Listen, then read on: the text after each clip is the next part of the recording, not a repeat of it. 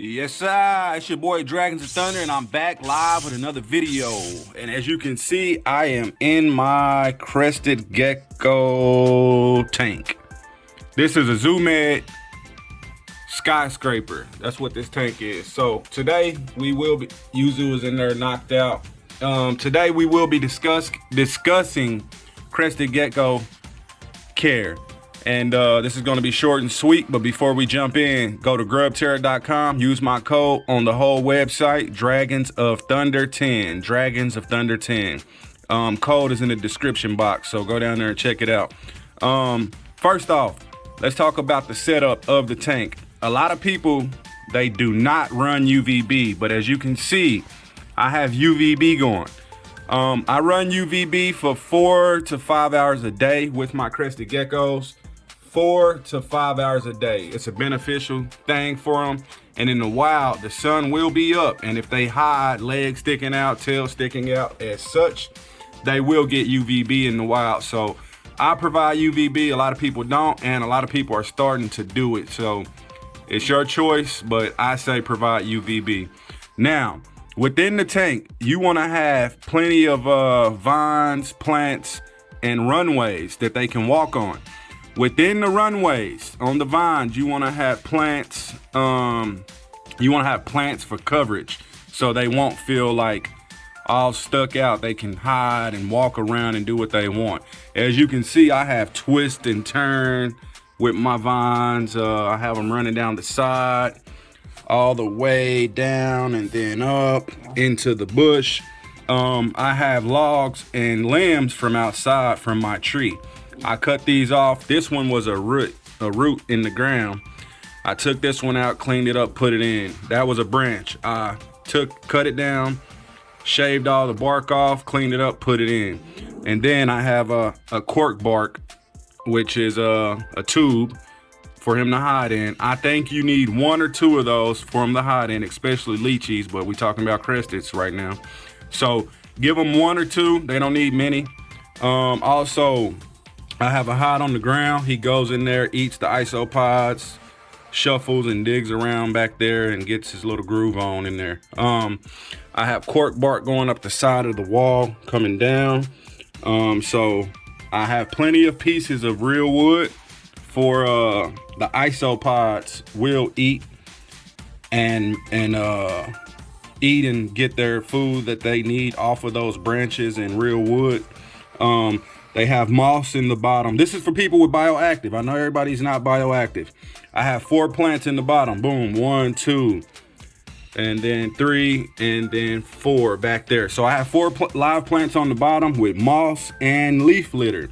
So I have dead leaves and moss on my substrate on the bottom. And as you can see, the isopods will eat these. It will be holes inside the leaves and things like that. You don't have to put water in your tank, but I do. I change this water every 3 to 4 days. And only reason I mainly have it is for the isopods and springtails to go over there. Go under and get their little boogie woogie on. Isopods and springtails love going under water bowls. I noticed that in my bearded dragon and Crested Gecko tanks. Also, we have hanging side food dishes. So we have one here, and then it's one underneath here, which is water in it. I keep water in that one, so I have 2 points of water. Throughout the day or night, he can use it if he want to, but I missed once a day. I missed at nighttime around 9 o'clock. Once I missed, I'm done. You know what I'm saying? For that one time. Some people missed in the morning. I don't. Only reason I missed right now, which it's about noon. Only reason I missed right now was for the purpose of the video. I do recommend that you use one mister and you understand the points of that mister and how much is in that tank of that mister. So I use anywhere from 30 to 50% each night on my tank. My tank is a skyscraper 40 gallon. It's pretty big. So I use half or anywhere from 30 to 50%, maybe 60, depending on how dry it is. So get you a mister that you know and you understand and use only that mister. A lot of people have multiple misters. I don't. So get you one and be done. So anyway, that's everything for the setup inside of it. You know what I'm saying? You want to have coverage, foliage, things like that, and a couple of hides. So that's everything for the tank. And I covered UVB and the reason I use it, and that's pretty much it, man. I'm gonna talk about food and then we're gonna get out of here, man. So let's go to the food. All right. Before we get started on the food, let's talk about temps. Also, you want your temps anywhere from I keep mine around 72 to 79. 72 to 79. Get you a temp gun and make sure you know your spots inside your tank. Get you a temp gun and make sure you know your temps. Also, with the crickets, I have a mister too. I have a fogger, but I don't ever use it. I'm thinking about selling it. With your crickets, live feedings. When you feed crickets, you want to use Calcium Plus, Repashy. This is one of the best calciums on the market. It does have D3 in it. A lot of people say it don't, but they're not reading.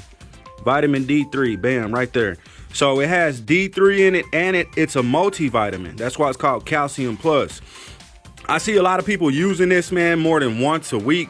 And really, man, this is some powerful stuff, even for your bearded dragons.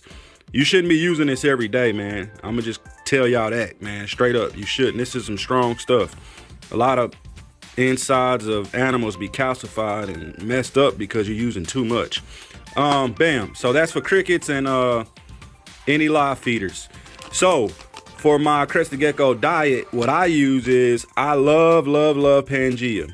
My Crested Geckos hate Repashy.